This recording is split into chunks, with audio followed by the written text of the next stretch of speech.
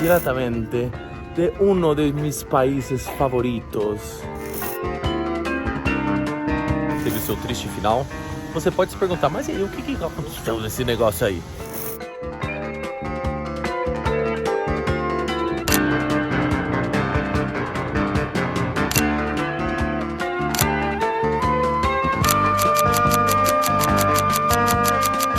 Oh yes, baby, baby.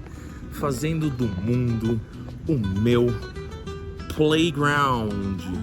Desta vez, diretamente de uno de mis países favoritos, México. Cidade do México, um dos seus mais famosos, mais importantes, mais belos pontos turísticos, o Castelo de Chapultepec.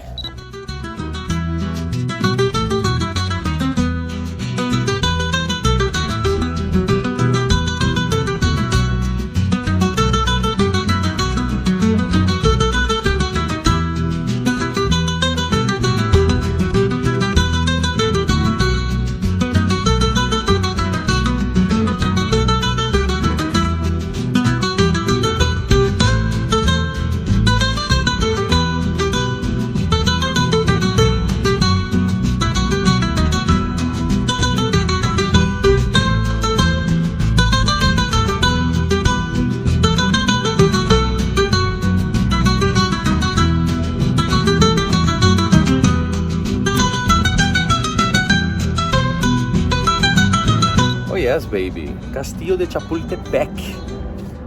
Um dos símbolos, museus, castelos, monumentos mais importantes da história do México. Grande parte das razões pela qual é um dos monumentos mais importantes da história do país é porque justamente esteve presente ou foi palco dos maiores e mais importantes acontecimentos da história do país. E aí você pode se perguntar, e quando começa tudo isso? Em 1785, com Bernardo Algámez, vice-rei do que se era na época Nueva Espanha. Sim, México colonizado pela Espanha. No princípio dos séculos XV, XVI e XVII, foi Nueva Espanha. Depois, a sua independência, em 1810, começou uma nova história, uma nova era da história mexicana. Mas, a princípio, esse castelo foi construído em 1785 pelo vice-rei da Espanha. Então você pensa aí, já tem quase 250 anos. Um lugar incrível que vale explorar ainda mais.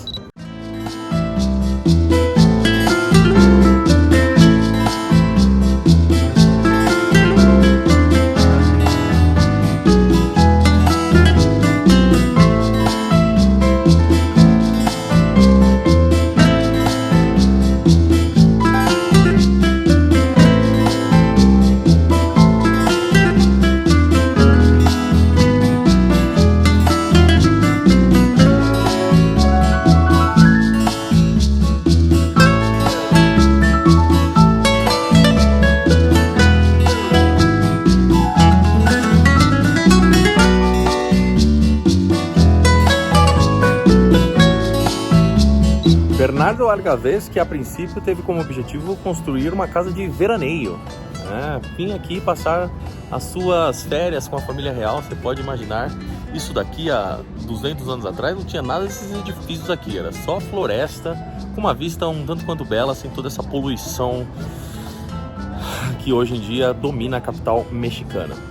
Mas até 1810, depois, independência mexicana, e até 1864, México sofreu um período conturbado, instável politicamente, diversas guerras internas dos povos mexicanos, dos mexicanos entre si, contra também outros europeus, França, Inglaterra, Espanha.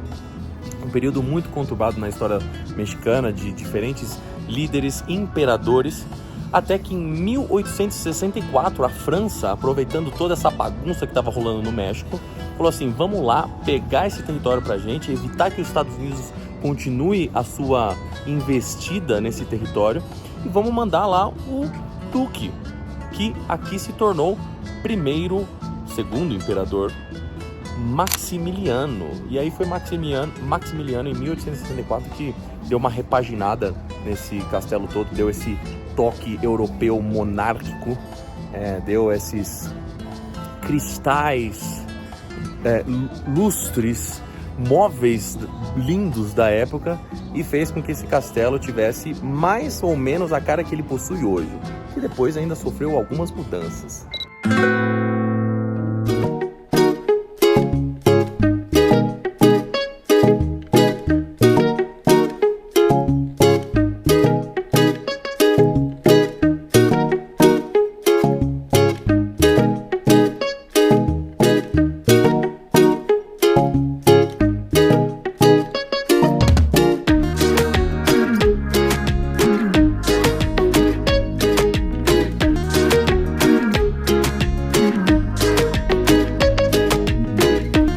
Um aspecto muito interessante de Maximiliano é que ele veio ser imperador do México com apenas 31 anos.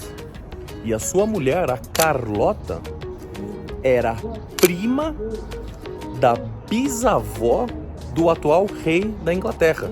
Ou seja, era a avó dessa rainha Elizabeth, que morreu recentemente. E aí você vê, que loucura. Como as histórias se conectam, como diferentes pessoas estavam relacionadas ao longo da história em diferentes lugares. Carlota, que era da família real belga, casada com Maximiliano, que era da família real austríaca, mandado pelos franceses para vir tomar conta daqui. E aí você se pergunta, qual foi o final deles? Em 1867, depois de mais instabilidade política, Benito Juárez, que é um dos grandes heróis do país, conquistou de novo o poder para os mexicanos e matou geral. Porém, a história fica.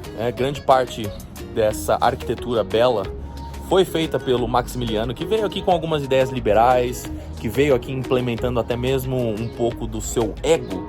Você vê aqui durante o museu inteiro várias moedas, várias notas que na época tinham a sua cara.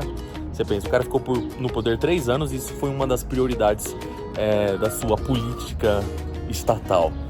Mas foi aí que terminou a vida da família real da casa de Habsburgo, que você pode procurar aí, tem muito mais história dessa família.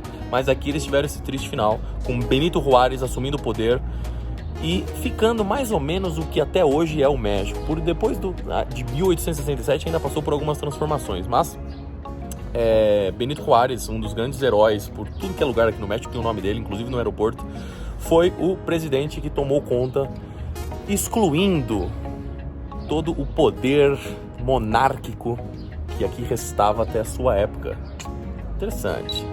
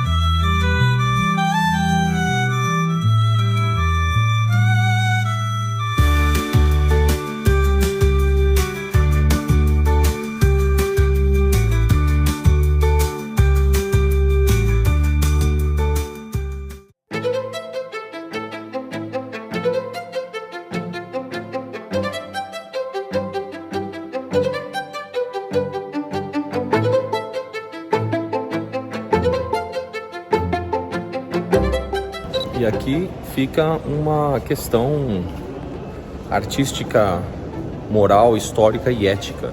O que você pensa sobre a restauração de quadros?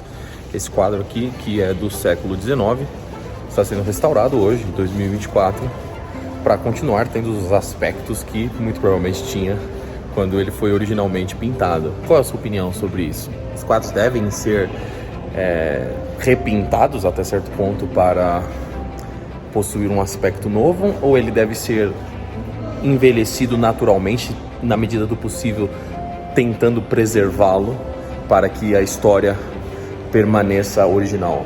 É um debate interessante. Eu deixo a pergunta mais do que a minha opinião.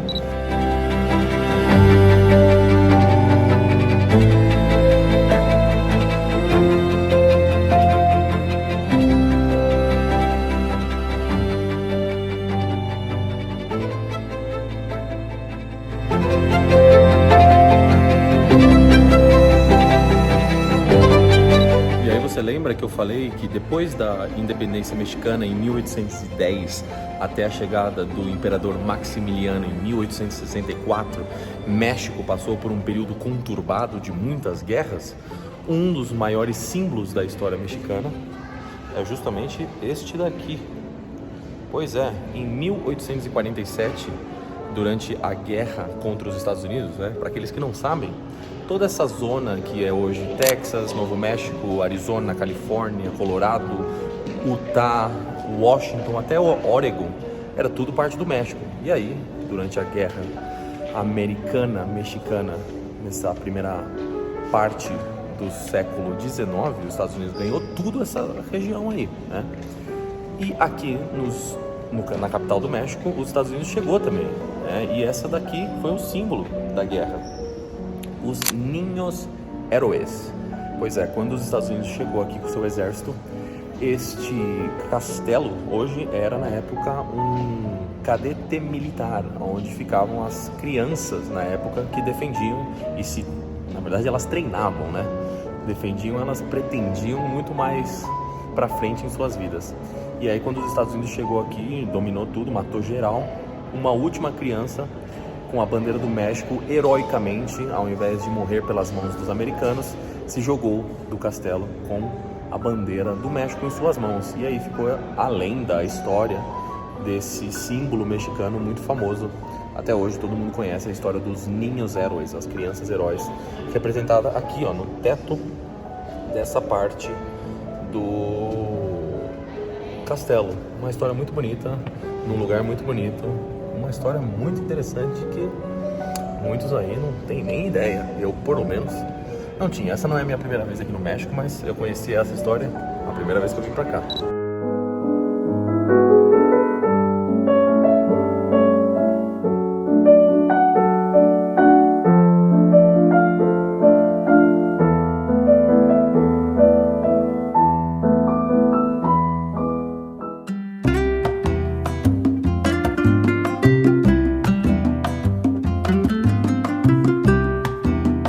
E aí, de volta para 1867, quando Maximiliano teve o seu triste final, você pode se perguntar, mas e aí, o que aconteceu nesse negócio aí? Durante 20 anos, basicamente, até 1884, esse edifício foi completamente abandonado. Às moscas, aos ratos e aos eventuais loucos, que talvez eu poderia ser um da época, que vinham aqui explorar, porque eles fazem do mundo o seu playground.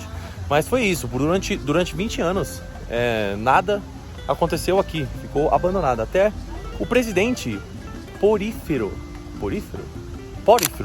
Dias decidir fazer aqui da Casa Real. Então, até 1939, ou seja, quase mais de 50 anos. Mais de 50 anos. Foi aqui a Casa Real do presidente. Por aqui passaram alguns dos presidentes desta época, até em 1939, quando este lugar finalmente deu lugar para o museu atual Castillo de Chapultepec, que lá dentro ainda conta bastante a história dos povos indianos, pré-hispânicos, toda a era hispânica até 1810, que foi quando a Espanha teve a sua colônia tomada pelos independentistas mexicanos. Mas aí até 1939, ou a partir de 1939, esse lugar é o que é hoje, um museu contando não só a história do próprio castelo, mas a história do México. Incrível, incrível. Lá dentro tem museu falando sobre os astecas, sobre como eles viviam, a sua cultura, Uma história rica, uma história linda aqui no Castillo de Chapultepec.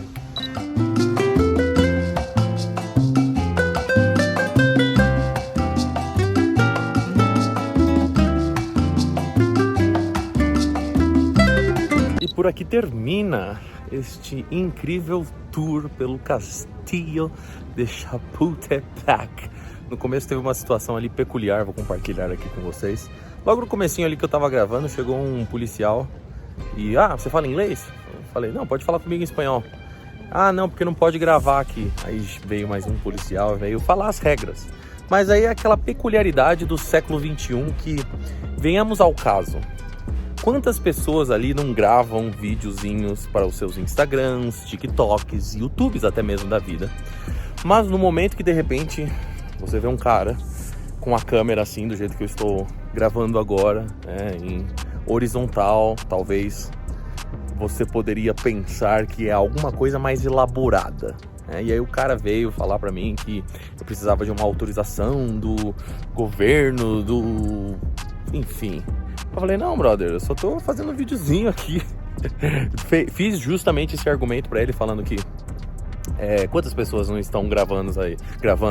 Ele, não, mas você faz dinheiro com isso. Eu falei, meu amigo, gostaria, mas isso daqui é simplesmente pelo prazer de viajar, de mostrar conhecimento, de ir para lugares e, de certa forma, motivar vocês aí a fazerem o mesmo. Não tem dinheiro envolvido. É pelo prazer do filmmaker, que devo admitir que sou e gosto de fazer essas coisas, de viajar, de mostrar esses lugares, essas culturas, esses conhecimentos e fazer do mundo meu playground. É muito mais do que valores financeiros que possam ser extraídos, sem dúvida nenhuma, por estes vídeos. Mas aí, conversa vai, conversa foi. No final das contas, eles falaram, vai lá, só não seja muito cara de pau, porque senão outros desses policiais, ao decorrer desse passeio, vão te falar o mesmo. Eu falei, meu amigo, sem problemas. E aqui termino o passeio de Chapultepec. Me diz aí o que você achou. Valeu a pena quase ter sido preso pelos policiais mexicanos? Imagina, quase fui preso na KGB, quase fui preso na Albânia, quase ser preso no México. Pois é, criar conteúdo fazendo do mundo seu playground tem os seus riscos, mas sempre vale a pena porque é um conteúdo avançado, sinfonias de ideias ao redor do mundo. Se você curtiu esse episódio, deixa aí seu comentário, fala aí o que você achou. Tem vontade de vir pro México? Veja os outros episódios deste canal em países como Estônia, Lituânia, Letônia, Albânia, Montenegro e agora México. Por aqui os deixo, me desligando, como sempre, sem mimimi. Bom.